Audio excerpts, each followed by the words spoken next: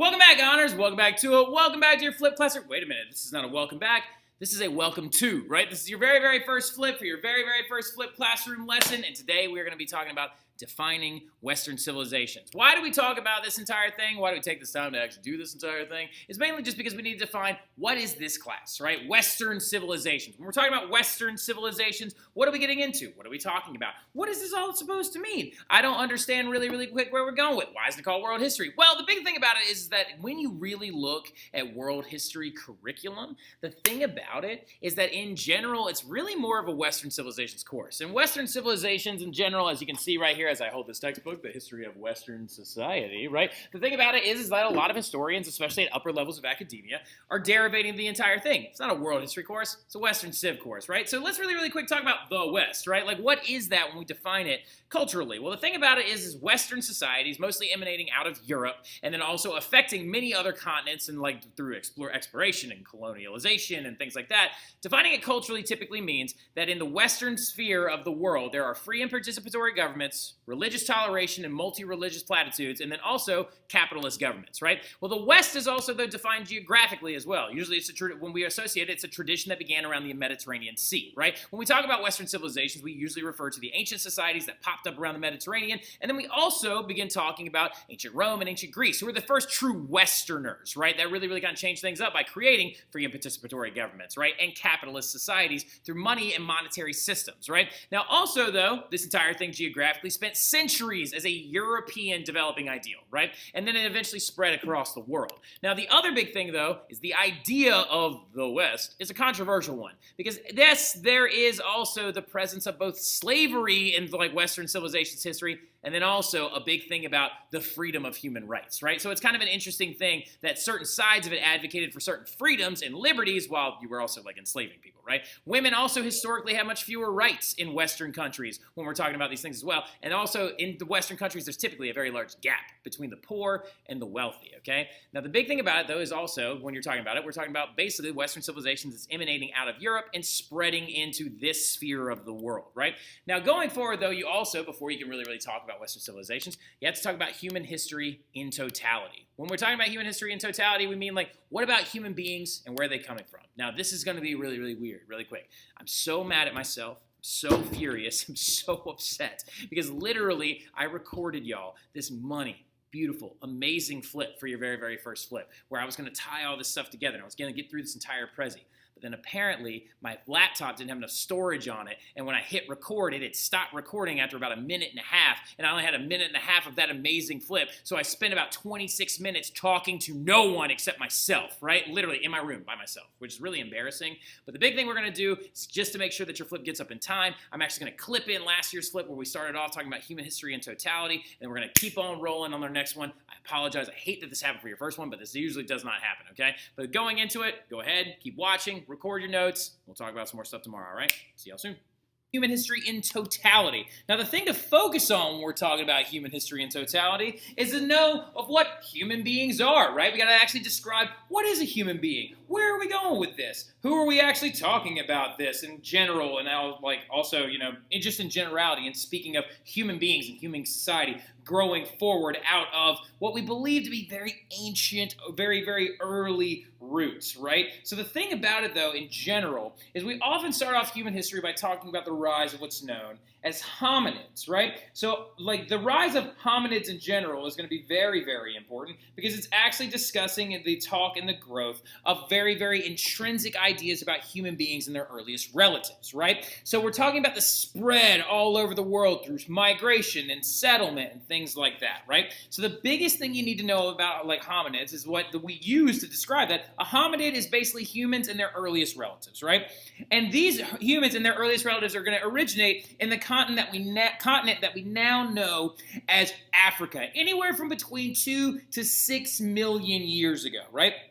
So about 2 to 6 million years ago, you're going to see the growth of these creatures that are going to be very ape-like in a sense, and we are going to continue to evolve forward into the human beings that you know of today, which of course is very important because it's actually a Catholic teaching now as well, is that teaching along with the ideas of evolution is the answer to how, not necessarily the answer to why not, right? So going forward, though, a lot of it's also going to be keyed in right here on this concept right here, Africa, right? We believe that all human beings originate out of the continent of Africa, that the very first hominids are going to evolve in Africa, and then they're going to begin to spread all over the world through migration and settlement. Now, some of the very, very earliest records of like different ancient species of human beings and stuff like that is like this one right here. That right there is the skull of who is commonly known as Lucy, right? Lucy being a piece of a skull of what we believe to be an Australopithecus ancestor of human beings in the modern era. We believe that she would have been much shorter, that she would have actually not had like linguistic abilities and things like that, had a smaller brain,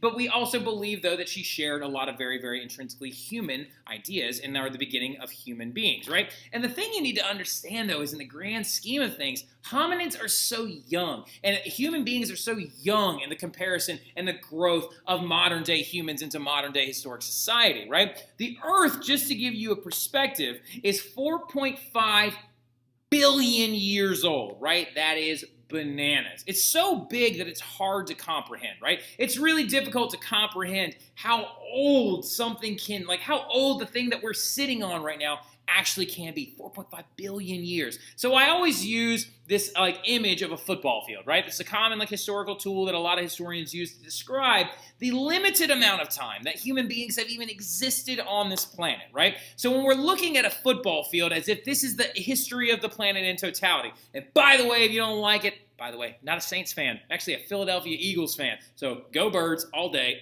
Now look, so the biggest thing about it though in general is if you looked at not human history, but the history of the planet as a football field. If this 100 yards right here represented the 4.5 billion years that human beings have existed on the planet Earth, how much of this football field would be taken up by human history? Right? Some of you are like, oh, maybe the 40-yard line on this side is where human beings popped up. Or wait, no, maybe over here. Nope. You're all wrong. It's crazy. The only amount of time that human beings have existed on this football field, as if it's the history of the totality of the planet, is the last line of blades of grass right here before the following end zone. That is crazy when you think about it, right? That human beings are such a small fraction of time when it comes to the entire continuity and history of the Earth. But we're also the only ones that are recording anything. So we also are always going to talk about modern humans and how, yeah, maybe they've only existed for about 200,000 years, but hey, we're the ones that are actually recording all the ridiculous historical developments that are going on throughout the progression of history. Now, when you're looking at a lot of different things about like human beings in general and stuff like that, humans have gone through many different iterations, right? And what I mean by that is we have like actually evolved from many different earlier forms of human beings and things like that. So you do not need to write these down. You are not going to be expected to know these different things going forward and stuff like that about human beings and their earliest ancestors and stuff. It's just to show you and demonstrate to you that we have actually grown out of more primitive beings, right? And so when the split from ape to actually man was started, we believe that our earliest relatives were known as Australopithecus, right? Which is what Lucy herself would have been, right? As you can see, she did not quite walk upright. She did not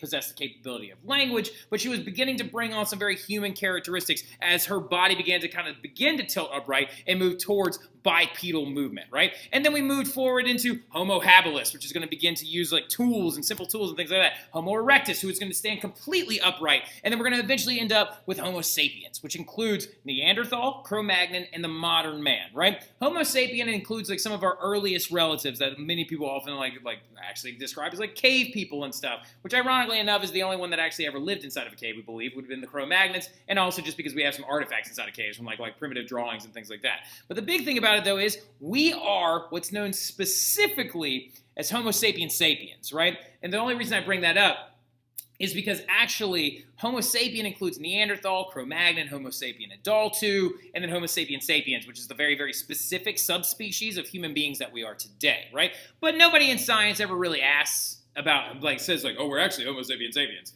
Everybody just says Homo sapien. So Homo sapien is the current version of man that you actually see in front of you, like making this goofy little flip and stuff like that. Now, going forward, though, you have to also understand that so early human history can be separated into two very early on phases, right? So when we're talking about the history of human beings, we break it down into two succinct time periods, right? Not succinct, actually. They're very broad time periods. So I take that back. Two broad time periods that we use to describe human history. The first one being Paleolithic, and the second one being Neolithic, right? So the biggest thing about it is we're going to start off when we're looking at the progression of human history with the Paleolithic, right? Which is the much older version. So the thing about it is we believe that the Paleolithic period started about 2.5 million years ago, so give or take about 10,000 BC, right? So when we're looking again, remember, these are the historical time periods of human beings, right? So Paleolithic people are going to be living in a very certain way that contrasts heavily against the other people we're going to talk about here in 2 seconds, and is the Neolithic populations, right? So the thing that you need to understand primarily about Paleolithic people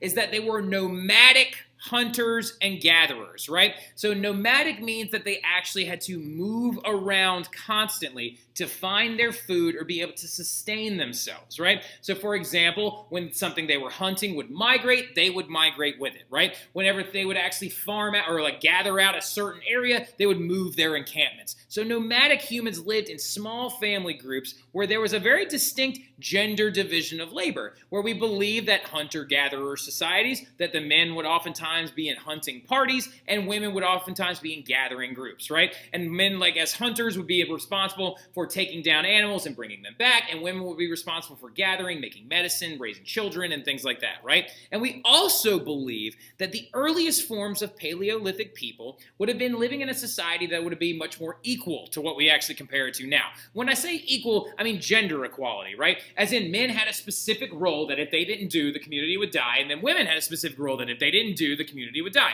So literally, they kind of were on equal footing. Some early Paleolithic cultures were even matrilineal rather than being patrilineal. Women could sometimes be leaders, we believe, and things like that. So this is also, though, going to lead to the origin of language, complex tools, religion, art, and migration, right? So knowing this and understanding it is that some of the most essential things about being human are going to start in the Paleolithic period. For example, language. What I'm using to speak to you in this moment, in this time, on this flip, is a form of our language, right? And we believe language actually came from hunting parties, right? That men would actually be on these hunting parties and they would need to be able to communicate with each other to be able to take down an animal in a distance. They had to be able to actually start with nonverbal signals, pointing at things, saying, this is where we're going. They began then later on to assign words to things like that. And so the origin of language is a very important thing that's going to happen during the Paleolithic period. Complex tools are going to begin to come out of this time period as well. Things like spears, throwing items, also tools like knives and other cutting utensils. Religion is going to be a big one as well, and you might need to jot this down. We believe that Paleolithic religion started mostly due to this, right? We believe that religion began in Paleolithic time periods mostly due to the fact that we have discovered evidence of dead bodies that have been buried with great care, right? Paleolithic people would oftentimes bury their dead, giving us an idea that they believed death, that they acknowledged death, and that they believed that the body must be kept safe for one reason or another, which shows the elements of a very, very, very, very, very non-complex or primitive religion possibly at the time, but we do believe that the evidence of burying the dead is going to help lead to growth of religions and the planes and the ideas of an afterlife and stuff like that. So Paleolithic people would actually bury the dead to keep them away from scavengers or other animals that might try to eat the body and stuff like that, and oftentimes they would be buried with precious items with them, like things like jewelry or things they had collected or things that they had made and things like that. So another thing as well is you're going to see art. You're going to see some of the earliest drawings and paintings pop up on cave walls. This one is actually from the south of France. And then also you're going to see migration, right? Migration is going to be very, very key, and Paleolithic people are going to begin to spread all over the world, right? And they're going to start in Africa, move all the way throughout Europe, go all the way through Asia, and eventually end up in North and South America more recently, right? So and of course that is a big reason why possibly that Native Americans, when Europeans showed up, were not as advanced as the Europeans were, because they had actually literally were several hundred years behind, right? So now the biggest thing going into it as well is this is that out of Africa theory, right? Here is Africa, and then as you can see, the earliest human beings are going to evolve and then begin to move their way throughout all of these different areas. And there was actually a frozen bridge right here that connected Russia to Alaska, and people began to move into the Americas as well. Now, the second time period, as opposed to Paleolithic, is the Neolithic period, right? Neolithic is going to be about 10,000 BC to the present,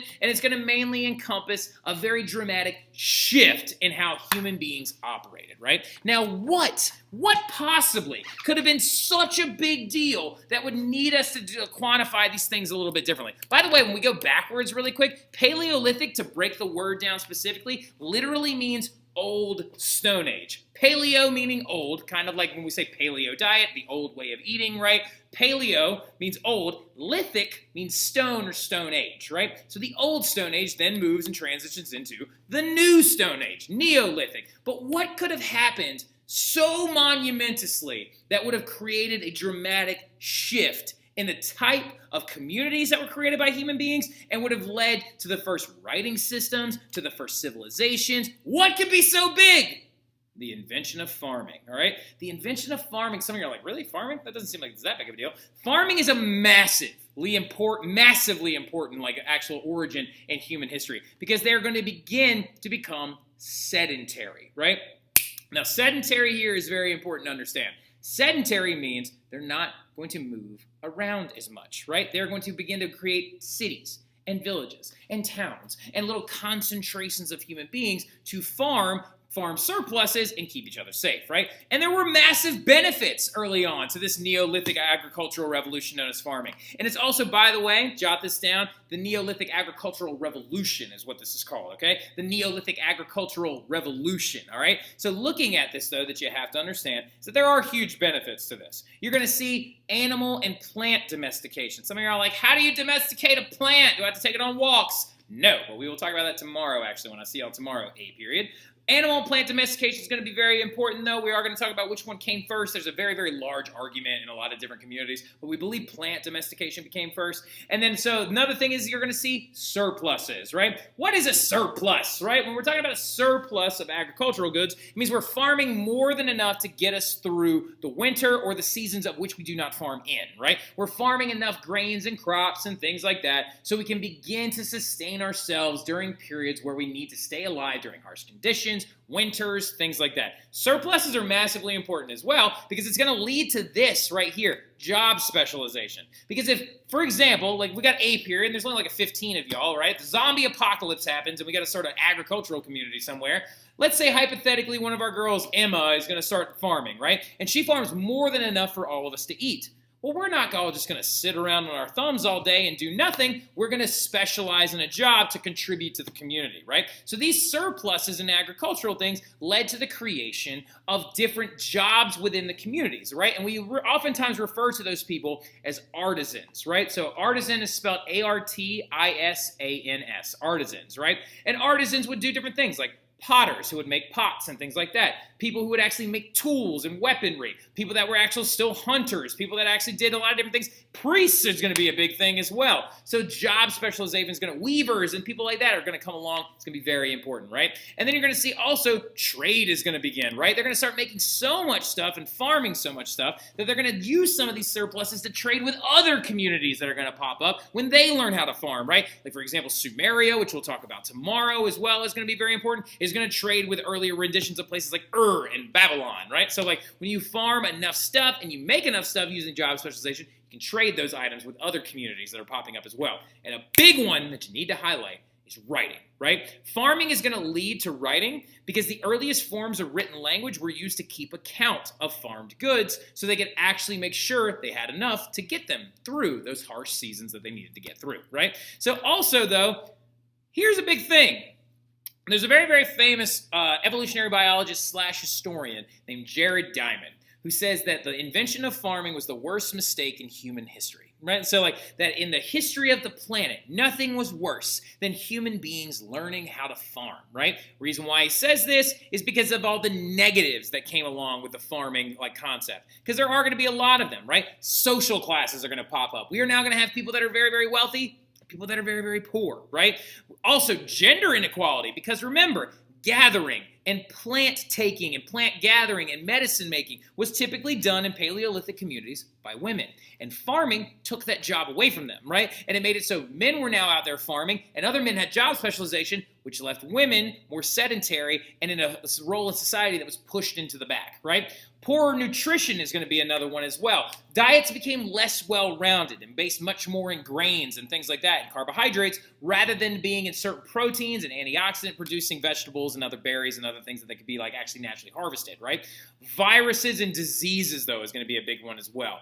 This is going to be one that I talk a lot about tomorrow in class, how viruses actually, we believe, came from animals and then eventually jumped onto human beings, and then we were dealing with viruses that could kill you at the drop of a hat, right? Now, but we'll talk about that stuff and get a little bit more in depth with it tomorrow and all these other little things, but let's chat about civilizations as well, because farming is going to lead to the earliest villages and towns that would then later on grow into what we know as civilizations, right? Civilizations, the word itself, comes from the Latin root civ, right? We see this in Latin words such as civis, which means citizen, and civitas, which means city. But a civilization is literally a collectivized community of those citizens and a city into a major area, right? Civilizations include places like Mesopotamia, ancient Egypt, Assyria, Phoenicia, the Hebrews. We will talk a lot about all those guys in this unit, right? And civilizations, we believe, began to grow around 5,000 years ago, when surplus providing farms became very large, right? And they began to actually provide enough food to sustain populations for a very long period of time, right? So going into it, though, and understanding all this stuff is very important, right? Because civilizations first originated, ironically enough, in arid regions next to bodies of water. Now, the thing about it is, like, you got the Middle East, Egypt, Southeast China, Sub-Saharan Africa, and Mexico are going to be some of the biggest areas where they're going to actually start some of the earliest civilizations. In the Middle East and in the Near East, you're going to see places, or Southwest Asia is what it's referred to as. You're going to see Mesopotamia and ancient Egypt. You're going to see their growth. Southeast China, you're going to see some of the earliest settlements in China as well. Sub-Saharan Africa is areas below the Sahara, which are going to be near the Niger and Congo rivers, right? Now, what did I just say, though? Rivers. River valley civilizations become a massively important thing, and almost every ancient society was settled next to a river, right? So jot that down. All these guys right here were settled next to main bodies of water, mostly rivers. They extracted food from arid regions and demanded social cohesion and cooperation, right? To stay alive in these areas, they had to cooperate with one another, live in these river valley associations, and create jobs and specialized things to keep everyone alive, right? Cooperation is going to lead to specialized jobs, governments, and sophisticated religion. Now, just to give you a heads up, we got no idea what came first. Government or religion, we're not really sure, right? But we do know that governments were necessary to keep the entire progress of society going forward, right? The governments would actually come in to try and help regulate how much was grown, how much was donated to the religions, how much was being used for sacrificial purposes and things like that. And religion is going to come in to try and give answers to things because they didn't have science to use for those answers, right? For example, why did this happen? Why did all of our crops die? Religion comes in to try and give you an answer to that question early on, right? So, like, you're going to see the growth of all those early civilizations have specific religions and specialized jobs and things like that going forward, right? Now, all civilizations share the same 6 characteristics, right? When you're talking about the characteristics of a civilization, there are 6 things that kind of make them stand out as being like a checklist of civilization things, right? And what they are is, 1, concentration, right? You have a group of people living in the same area, right? 2, distinct religious structure, which we talked about just 2 seconds ago. So, like, you know, if you're a little aggravated that I made you right twice, I don't really care. So religious structure is going to be a big thing. There were no atheistic early civilizations and stuff like that. What you're going to see is actually the growth of religious structures that are going to be very polytheistic early on as opposed to monotheistic, and we'll talk a lot about the delineation between those 2 things a little bit later on. Political and military structure as well is going to be a big thing as well. And what I mean by political and military structure is, I mean, you're going to have armies or a way to defend yourself from other civilizations if they want to come and try and take your stuff. And then you're also going to have a political situation where you're going to have a bureaucracy, right? A bureaucracy is like a multi-level government to make it so you can collect taxes, make sure farms are farming enough, and things like that. You're going to see the growth of social classes, which is unfortunate. Why do we have to have social classes? Don't ask me. But then also you're going to see another big one, writing and record keeping is going to be a big thing of civilizations. And here's my favorite one, artistic and intellectual activity. Like, what's the point of living together if we can't make some art and stuff like that? As you can see from looking all over my room, I love art. Art's a big fan of art. Like, especially these 2 behind me. That's Man with Guitar by Picasso during his Blue Period, and this is by Jacques-Louis David. It's The Death of Marat. So, like, now the big thing about it, though, is you're going to see the growth of those different ideas. And the first civilizations we will analyze is going to be in an area known as Mesopotamia. You probably learned it when you were younger as the Fertile Crescent, and some of y'all are going to come in and be like, Tigris and Euphrates River! Calm down, but we'll talk about that the next time I see you tomorrow. So y'all have a good one. I'll see y'all then.